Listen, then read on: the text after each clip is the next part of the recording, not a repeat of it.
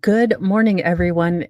As Derek brought to my attention, it is not the 39th, it is the 29th. So I did fix that on YouTube, but it is Good Friday, and we have all made it to Friday, which is awesome. So thanks, Derek, for catching that, and Cynthia, and Christine, and Amy D, and Marlena, and Mag in Florida. Wolfram, thank you so much for doing the mod stuff.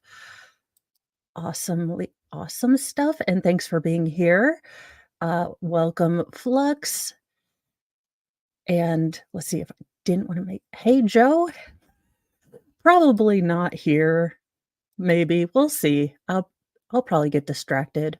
JKD Bug and Majaloon and Nancy and Jason J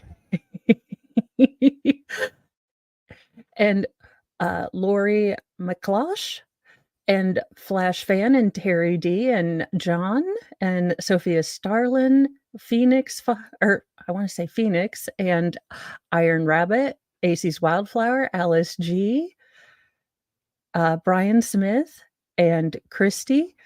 Yeah, well, when you get up at about 5 o'clock in the morning to start doing all your setups, and then Celestial Force, good morning. Snivels, yes, we have we have all of the news today. Thank you, John. Yeah, John, unfortunately, there is trouble in paradise, I guess, uh, with Rose and her new husband, so the fire D was not enough, I guess. Tracy, thank you for becoming a new member.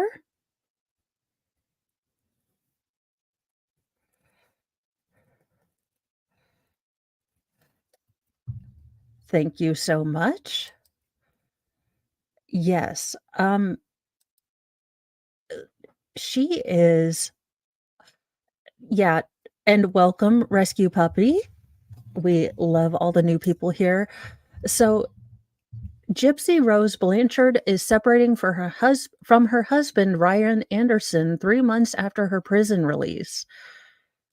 So, I guess, what happens when you have to live with it's like the real world. What happens when people start being real and stop, being normal?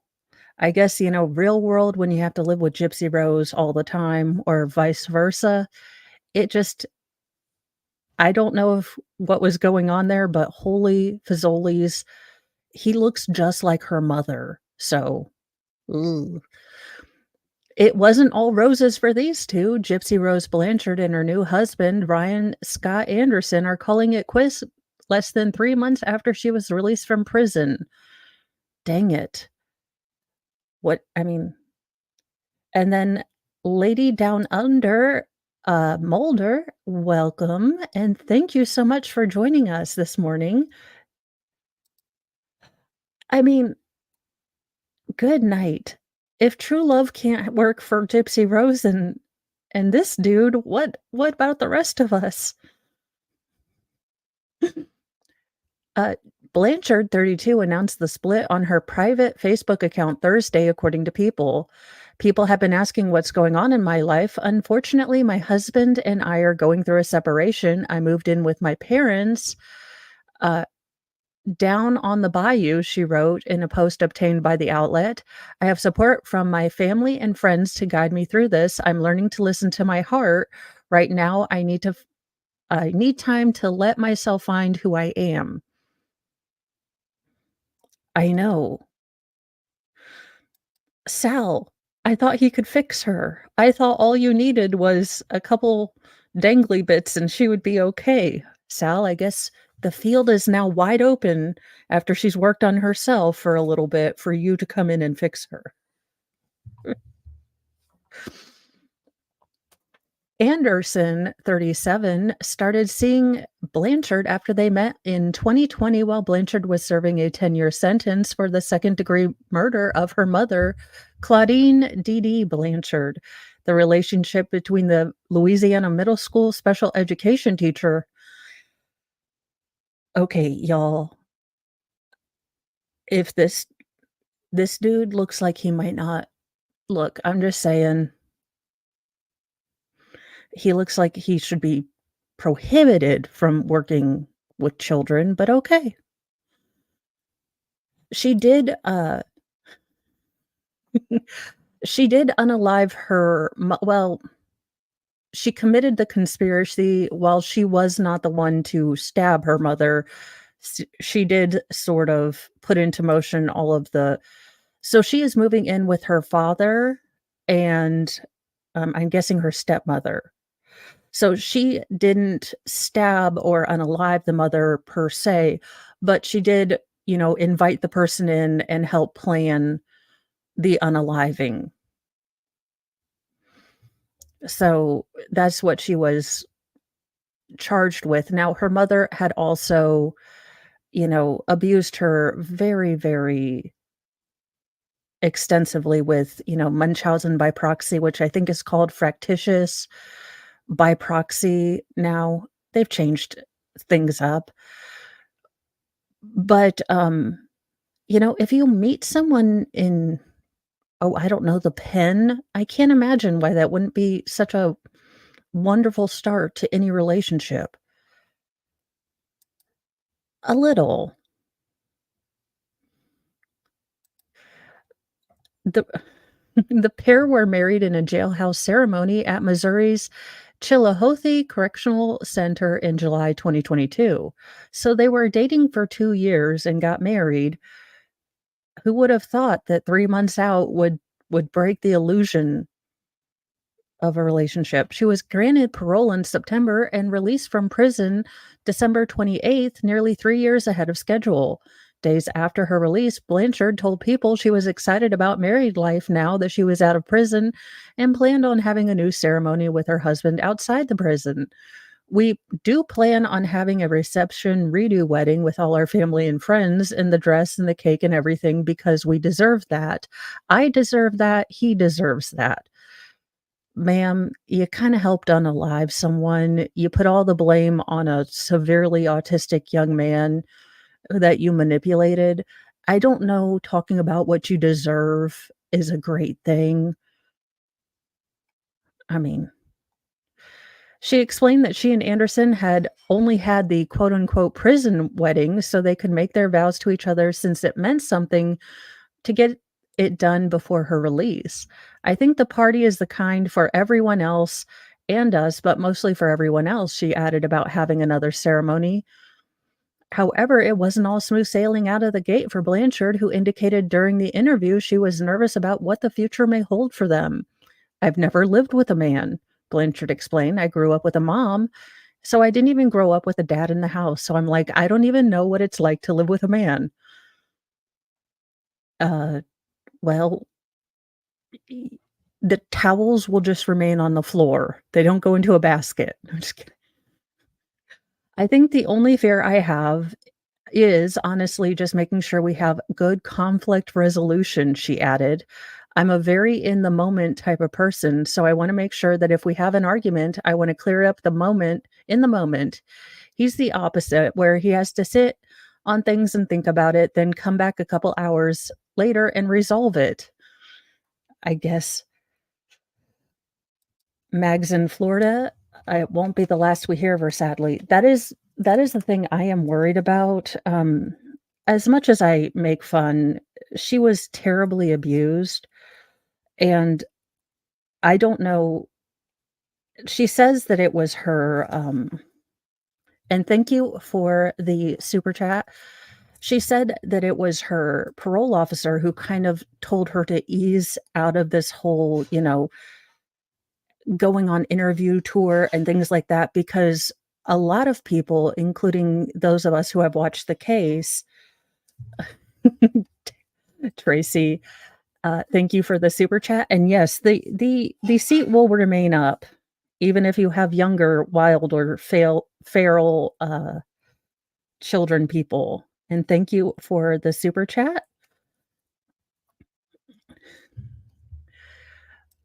Now, what I do worry about is, I mean, she was going on this tour thing and everyone was, praising her and giving her a bunch of attention, and you still have a child who had an extremely isolated childhood. You're giving her all this attention, and she's never been allowed to just figure herself out in in society. I mean, she was isolated with her mother. She was isolated. Now, I do believe that they have money that they are looking for appeals, and I believe his defense is working on that.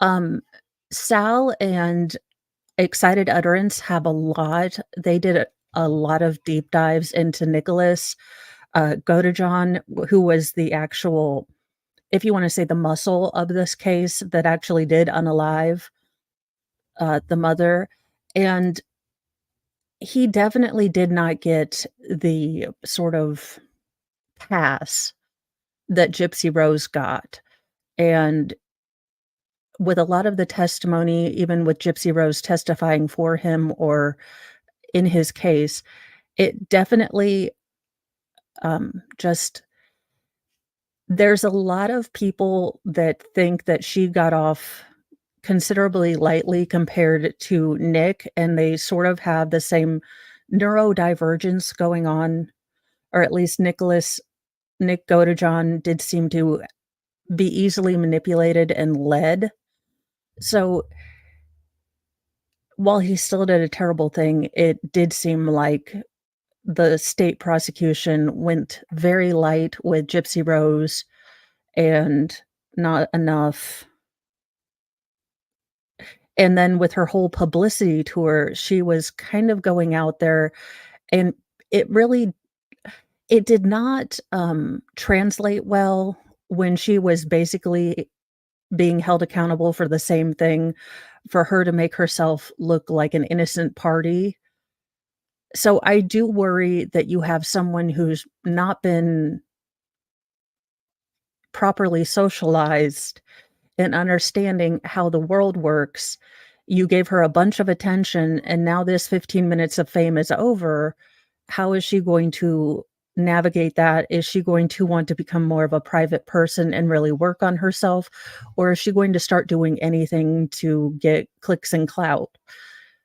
Now, allegedly, according to her parole officer, who encouraged her to stop doing all of the, you know, publicity stuff and go on to private, she seems to have been doing that and taking accountability, but it's not been enough to appease kind of the anti-Gypsy Rose Blanchard sentiment that I think has come up because she really did take the "I was a victim," and she was a victim of, the medical abuse, but she was still an active participant in planning her mother's demise. So, there you go.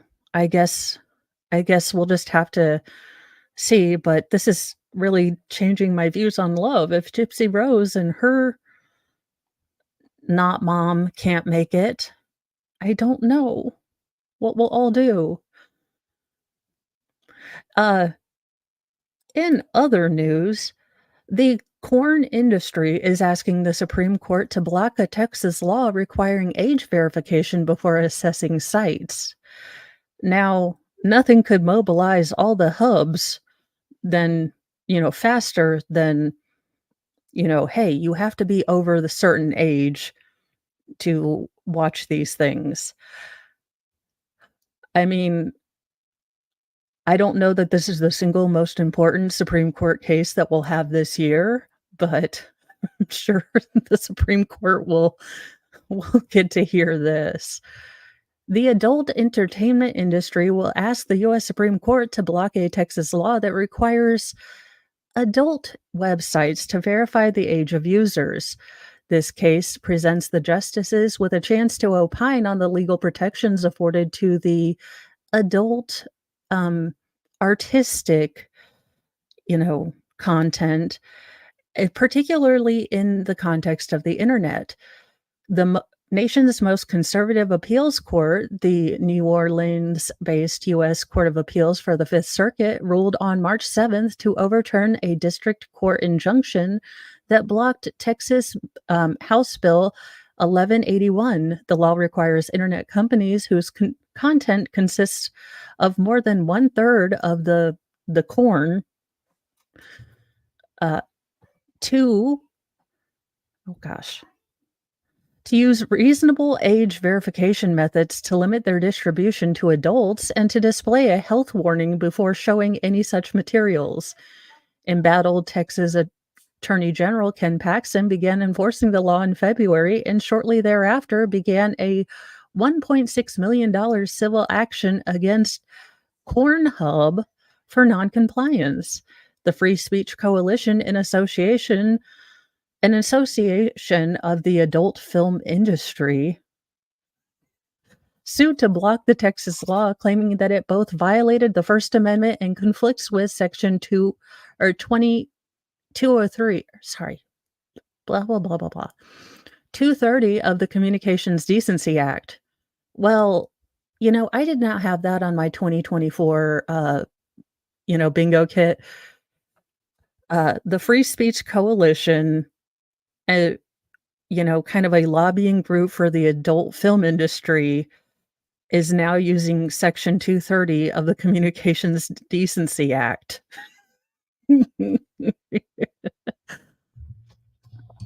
So, in the irony of all ironies, Section 230 is the federal statute that protects internet platforms from liability based on third-party content that violates the law. Senior U.S. District Judge David Ezra, a Ronald Reagan appointee, presided over the case at the district court level in Texas. Ezra found that the plaintiff group had standing to sue that Texas's age verification requirements failed strict scrutiny and that the statute conflicts with Section 230. Ezra issued a preliminary injunction on the ground that the plaintiffs were likely to succeed on the merits of the case. Texas then appealed that ruling to a 3-judge panel of the Fifth Circuit, which was reversed. So that's it. The corn industry is going to the Supreme Court. I wonder if this will be like Mr. Smith Goes to Washington. And please, adult film industry, don't make that a movie. I'm sure you already have. But please don't. The panel included George W. Bush appointee Jennifer Walker Elrod and Reagan appointees Jerry Edwin Smith and Patrick Higginbotham. In a 2-to-1 ruling, the Fifth Court found that strict scrutiny did not apply to the regulation. Yeah, John, I mean, think of all those Californians who just moved into Texas. They're going to be like, we're moving back to California. I think they're like, no. And Kilobyte, thank you for gifting 10 memberships.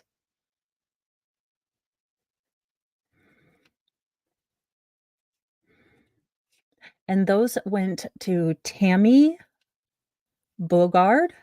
Hopefully I said that right. Let's see. Just Dawn, P. Lola's mom, the Sock Snatcher, and Lisa Walters. I am trying to do 9 different things and only succeeded in one of them okay. The story of my life. And the Sock Snatcher, is that where all of my socks have been going? Because I was hoping Narnia. I'm going to get there one day. I want to go to Narnia, but I always assumed that that's where all of the socks went. And I'm so happy that now it's the non-matching socks trend.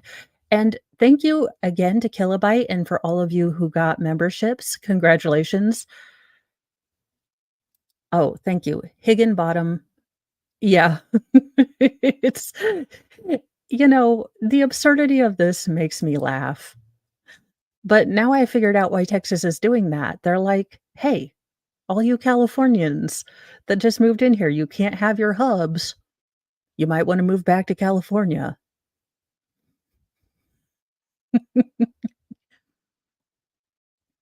That the rational basis review was warranted given that the law applied to minors, applying a far lower standard of review. Smith wrote for the majority that Texas's law, quote, easily surmounts the requisite legal hurdles and is therefore constitutional. The panel further found that HB 1181 was not preempted by Section 230 because it imposes liability for what the internet companies themselves do rather than a third party. Higginbotham penned a solo opinion vehemently dissenting from the majority's ruling on free speech. The judge wrote that the majority, quote, unjustifiably places government's interest on a pedestal unsupported by the Supreme Court precedent, and reminded that content based regulations were presumed invalid and required heightened scrutiny.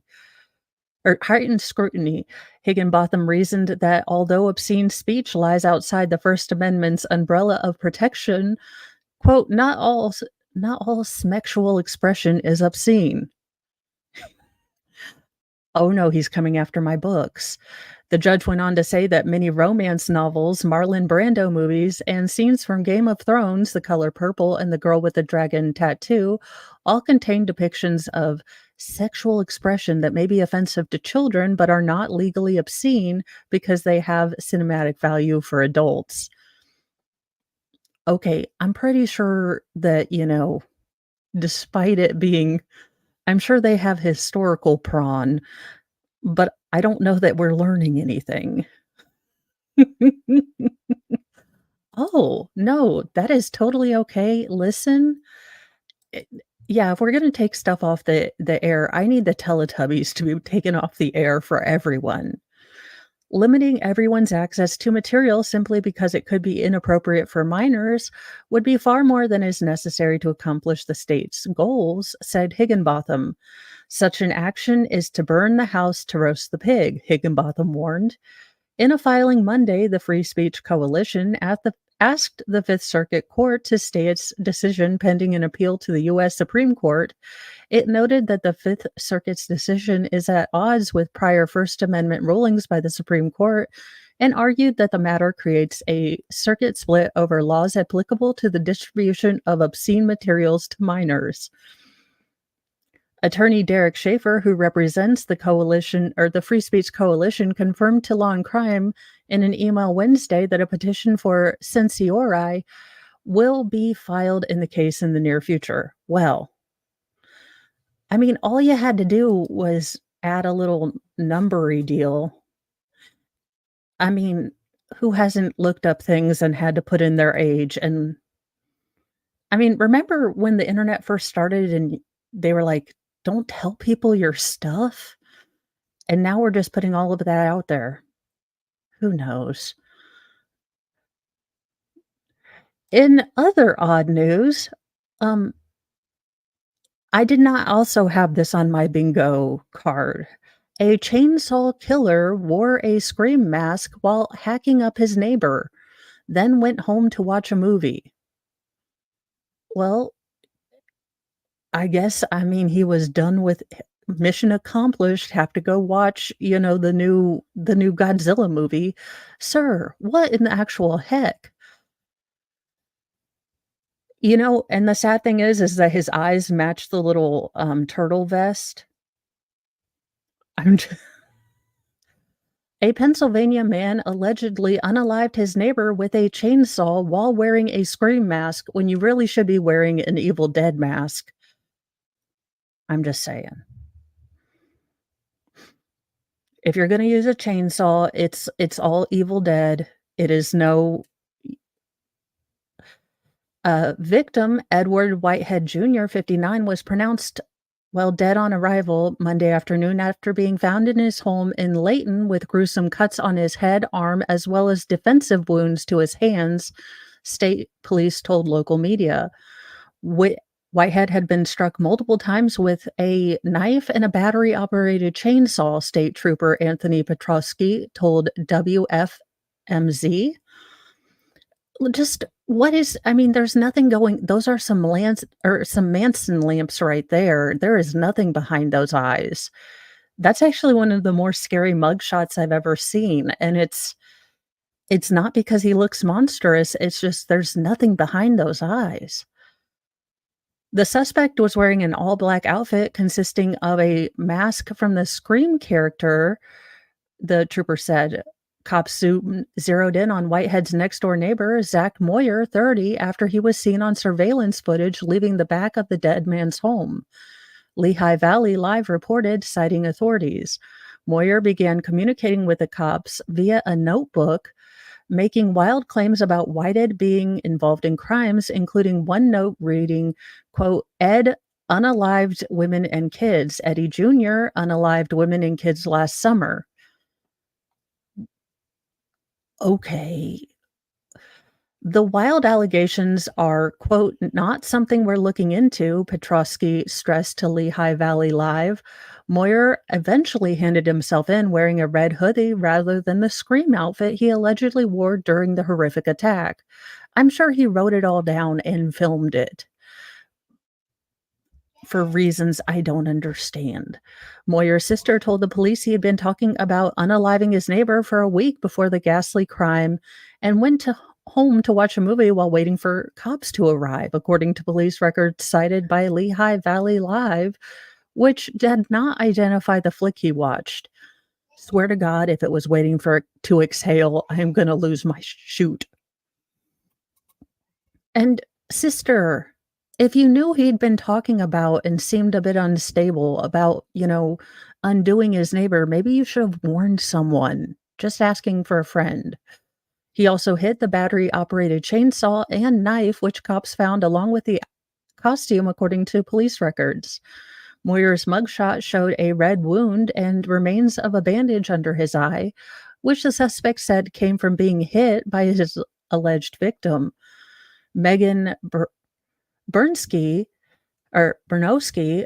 Whitehead's niece, called the crime mind-numbing. I don't think anyone truly has had it all sink in at this point. What actually occurred and what happened, it's been horrible, she told WNEP. The suspect was arraigned before District Judge Eric Schrantz on a charge of homicide and sent to Carbon County Jail, where he's being held without bond. A preliminary hearing is scheduled for April the 3rd.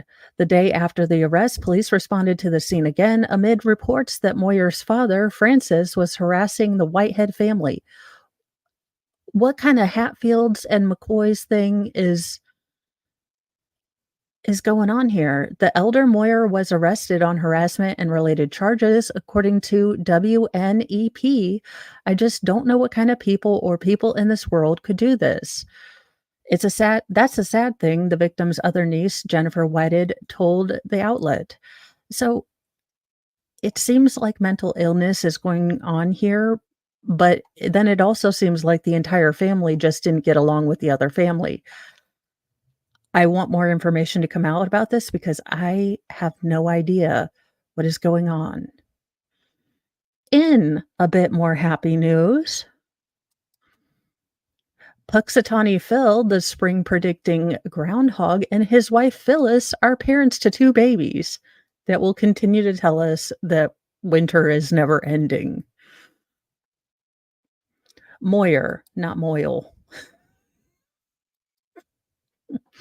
We all know that Punxsutawney Phil, the groundhog who predicts weather in early spring, or whether in early spring will arrive each February 2nd, uh, does on 364 other days of his life.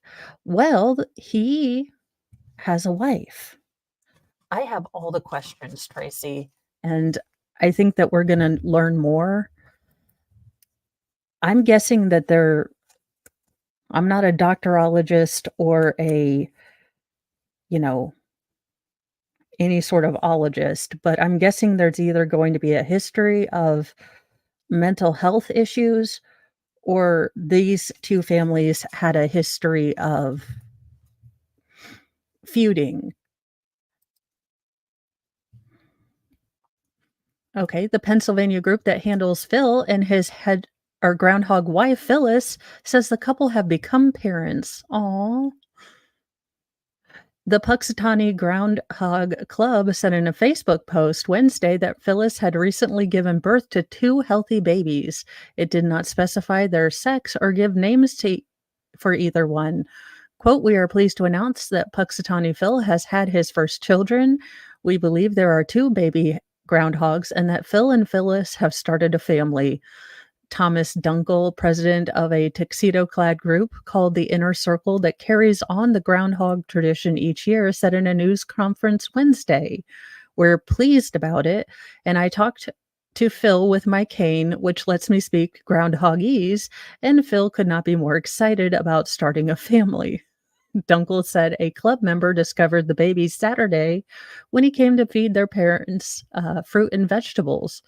Phil emerges from his burrow each year the morning of February 2nd. If he sees his shadow, tradition holds there'll be 6 more weeks of winter.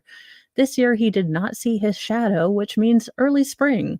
Also, apparently people used to make a lot of roast of early groundhogs.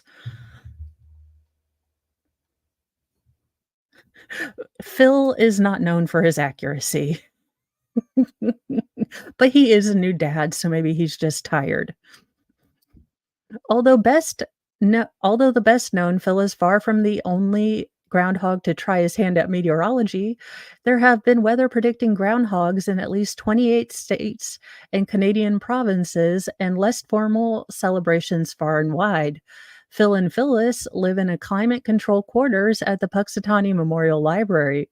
But like most growing families, they now need larger digs. The club plans to move them to a larger home on the library's grounds. All the places. This is why I get up at 5 to find all the news that you must know. Like Santa Claus and the Easter Bunny, Punxsutawney Phil comes with his own mythology, including the claim that he will live forever due to imbibing some magic juice called the elixir of wife. His wife is not allowed to partake of the elixir and thus is not immortal. Where are the groundhog suffragettes when they are truly needed? He just has many wives. Uh, Given the annual Groundhog Day ritual has been performed since 1887, that would place Phil in his late 130s. He's just about young enough to run for Congress. Hello, Ginger with a soul. A procreational feat that puts Al Pacino, Robert De Niro, and Mick Jagger to shame. And what about the kids? Will they someday inherit the responsibility of predicting whether there will be 6 more weeks of winter? They will have to spend their lives waiting for dad to shuffle off to that big burrow in the sky before they can inherit the throne. Alas, no, Dunkel says, because their father is immortal, there will only be one of him. Well, talk to Prince or King Charles. That kind of stinks. I don't know. Let's see who wrote this. Wayne Perry, but apparently this is the lure behind Punxsutawney Phil is that there has only been one. He is the Highlander of gopher or not gophers, groundhogs.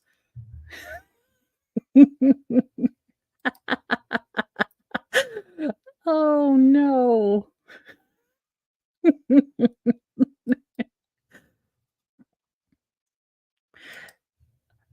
This stinks. A noxious weed forces Arizona's National Monuments picnic area to close until May. Well, yeah, he's not doing too well from what I've heard, but I've been trying to stay away from the royal stuff because that is a ball of yarn I don't understand, and if I don't understand something, I try not to comment on it too much. It literally stinks at the visit It literally stinks that the visitors to Casa Grande Ruins National Monument in south central Arizona might not be able to use the attraction's picnic area until May. Monument officials announced Wednesday that the picnic area will be closed from March 28th until through April 30th due to the density of invasive and noxious winter weed called stinknet.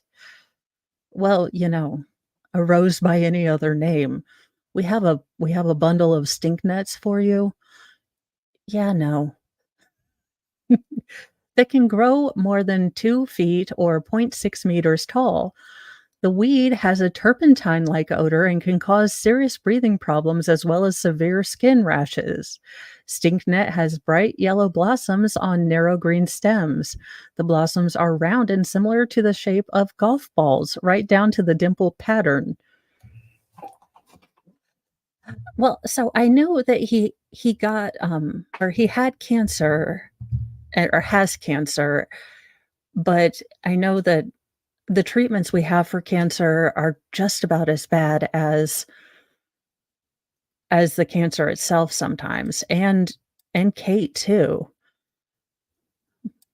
I'm very sad. I hope everyone, is getting all the health needs that they need, but as I am not part of, well, any s look, I'd be willing to go back to the monarchy, but we have some congestion, or we have some things, and I would like to have a lifetime supply of Bakewell tarts, please. I'm just saying. I'd be willing to negotiate our reentry back into, the Commonwealth, but I'm going to need all the Bakewell tarts.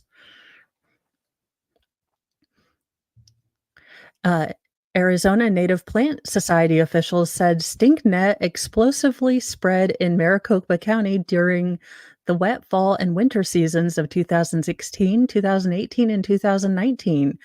That led to heavy infestations on the northern fringes of Phoenix and Scottsdale, along with rapid movements southwest towards Casa Grande.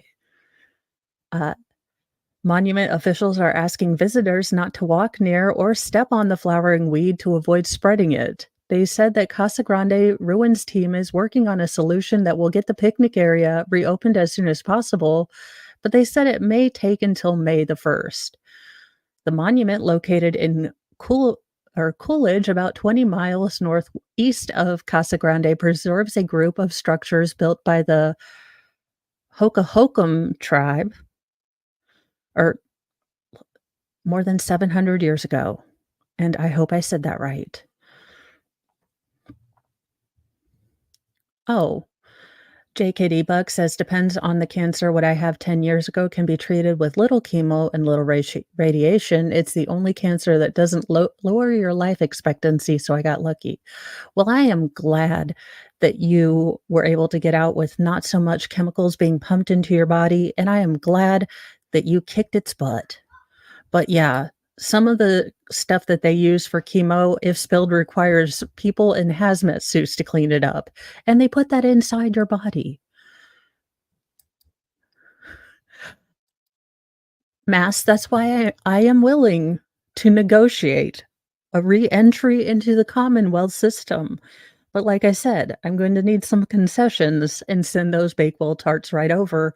Also, if I could meet all of the people from the Great British Bake Off, I think I'd be okay. Look, I don't want worldly goods. I'm just saying, well, worldly good except for Bakewell tarts, but I'm not in it for the money. I'm in it to meet, Prue and Paul Hollywood. And the goth guy that I can never remember his name, but that's what I'm there.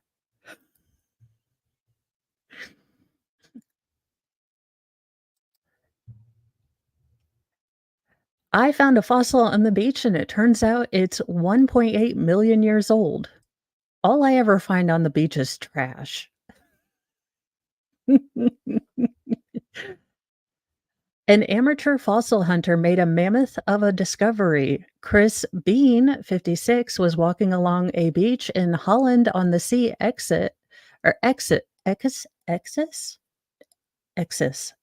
Oh, for the love of God, Essex. Sorry, I was having a moment of where I could not find the name.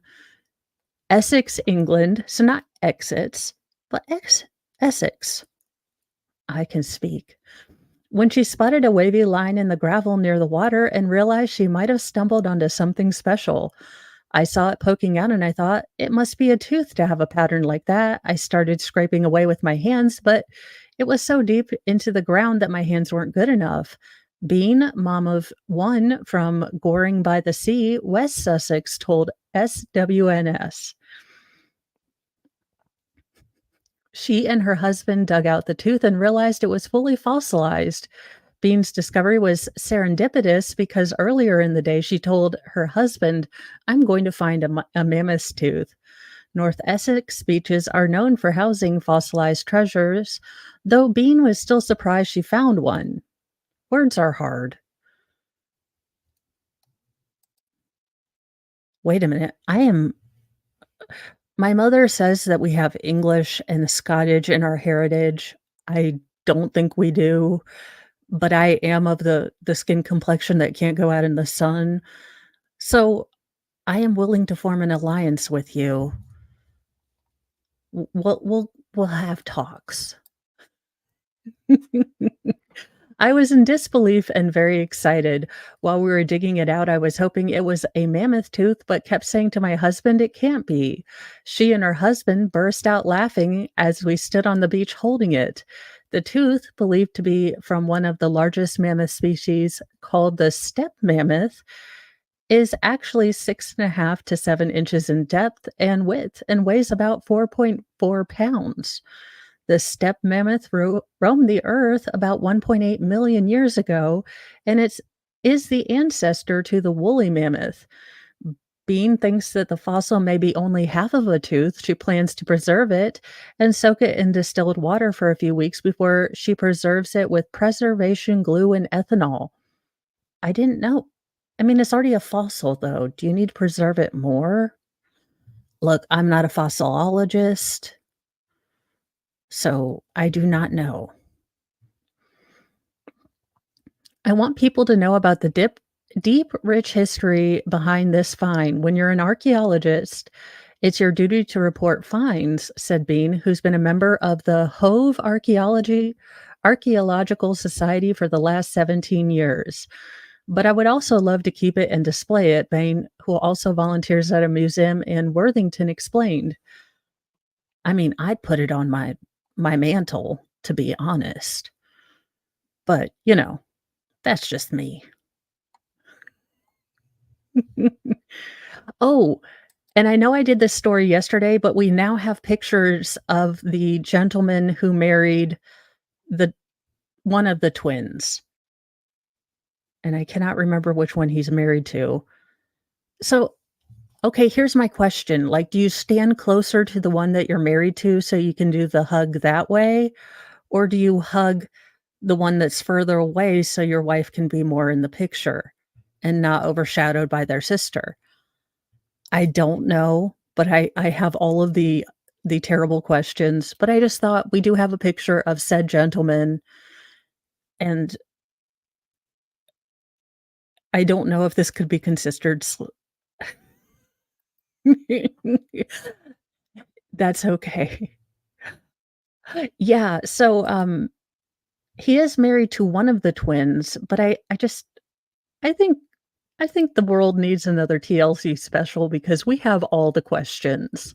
Yeah, I do wonder if he's gonna get hit for polygamy. Also, like, it's hard enough when you have 6 children. I I can't imagine when you're like, "Hey, could you put on some of these noise canceling earbuds?" And then you start to put on the Barry White, and she's like, "You know what? I'm just gonna listen to my book on tape." And then you hear Harry Potter coming from one earbud, and you're trying to look, I have all the questions. I am inappropriate. I'm glad that they found love. Well, one of them did. I don't know. Look, we just have all the questions, and I just need them to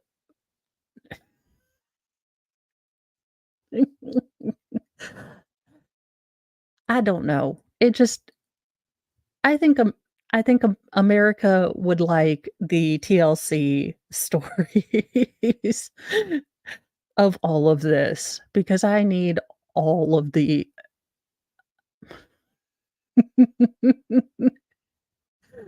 Yeah, that's what I guess I wouldn't wanna be there. I don't know. But I have a terrible, terrible sense of humor, so I can only imagine what everyone else is thinking. And because it's Florida, Florida pet becomes the first raccoon to be named a Cadbury bunny. He's a trash panda stealing a Cadbury egg.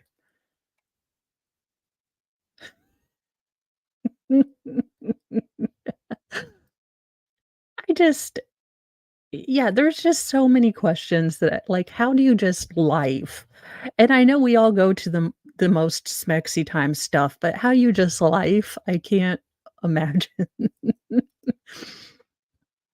This year's Cadbury bunny is a raccoon named Louie, and he is the first of his species. He is a groundbreaker.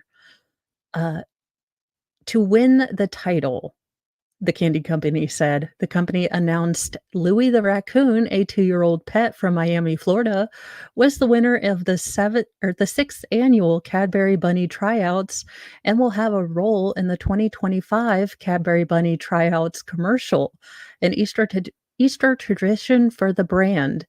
Louie's owner, Jamie, rescued him in 2021 when he was deemed unfit to live in the wild, Cadbury said.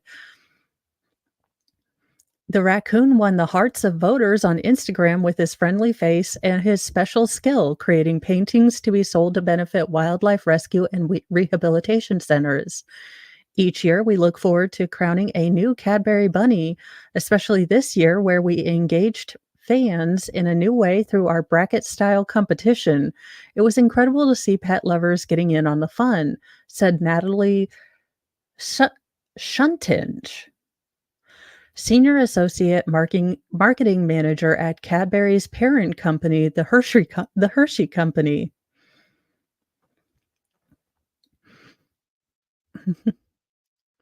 Let's see.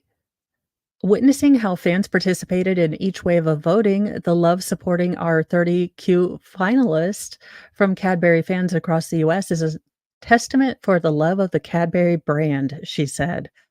Louis follows in the footsteps of previous Cadbury bunnies, including Crash, the rescue cat, Annie, Rose, the therapy dog, Betty the frog, Lieutenant Dan, the tree walker coonhound, and Henry, the English bulldog. So there you go. And y'all, I used to be able to eat a bunch of Cadbury eggs when I was little.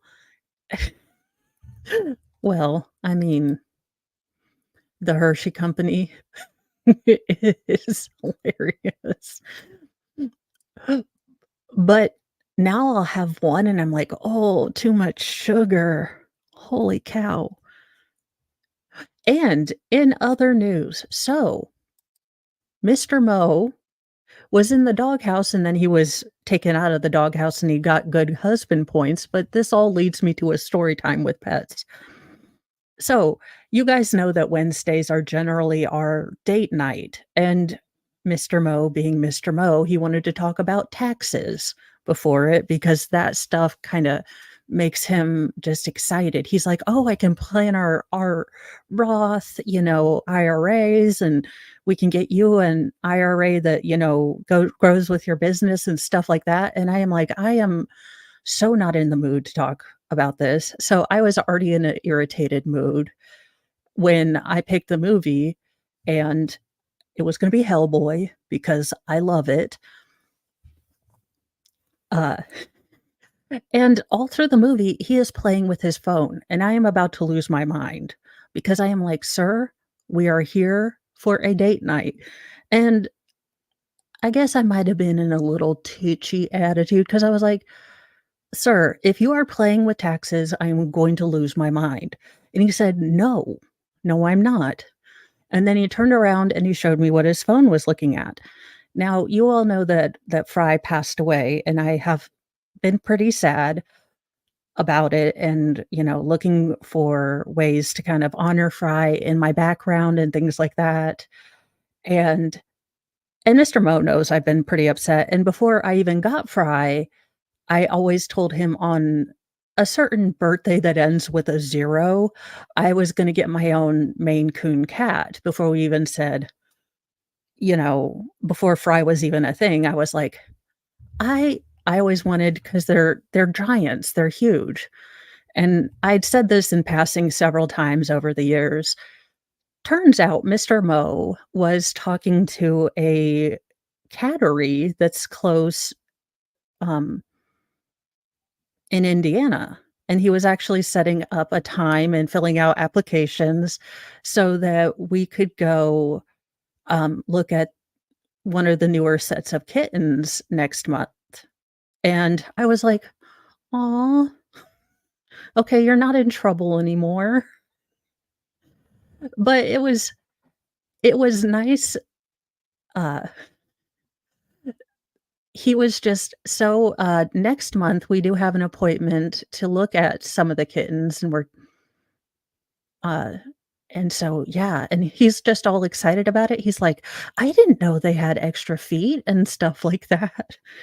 And he's like, "Maybe we should get 2 and start our own breeding stuff." And I was like, "For sir, let's just start with." Well, so we set up an appointment, to go look at kittens, and we will I'll look at one, I'll look at them, and, we'll figure out which one is the best, fit, and then we will, go from there. Yeah, so that was really sweet. So he went from being in the doghouse to being not in the doghouse because I was just like, "What are you I was this close to, like, launching his phone across the thing because I was like, "You're not li" I was like, "I'm watching Hellboy without making fun of plot holes. I'm gonna need you to pay attention, sir." But yeah, so he was. But yeah, I was actually surprised because I didn't think he had paid attention to all the times I had said it, and I wasn't really even looking at a bunch of stuff. I just kind of mentioned it in passing, and he was like, "Oh, no, I was looking up, places in Indiana that we could go to, and it wouldn't be a long drive," and things like that. So, then Thor looked at me. Thor was being my own biological heater, and he was like, "I am still going to be the king in this house, and how dare you try to replace me." So, that was, um the funny thing is sometimes you can get a little upset with someone thinking they're doing something a little insane and, maybe not paying attention, and it turns out they're trying to pay attention. Jason, that's why I said us lady people or us partners in relationship, it is the year of our clown 2024. Give people a little more grace. Maybe they're not doing all the shenanigans and trying to annoy you just by breathing. Although marriage can sometimes be like that.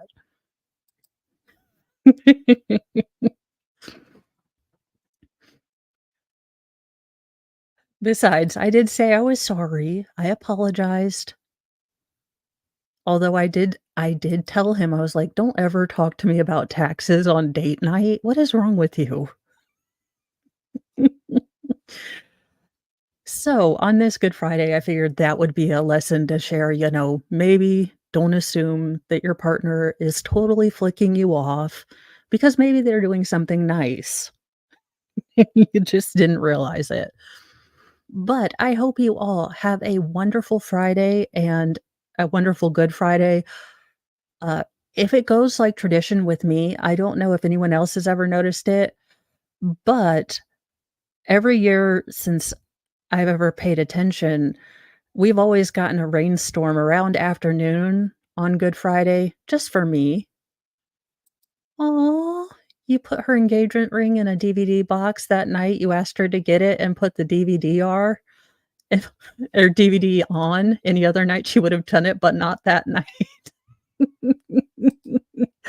That that sounds that sounds like me, Mr. Mo planning something and then just for the obstinance of obstinate for just being an ass, I'm like, "No." So, have a wonderful, wonderful Good Friday, a good good weekend, a good Easter. However you celebrate or don't celebrate, if you're just gonna have a good weekend, have a wonderful weekend, and don't forget, the very special holiday that is the Monday after Easter, where all the candy is 50% off. Have a great day, guys. I'm not redirecting you to anywhere because I wasn't quite sure who was going on, and all of the redirect streams were for later on in the evening. So you guys are free to go wherever you wanna go today. Have a lovely night or day, guys. It's daytime here still. Bye, guys.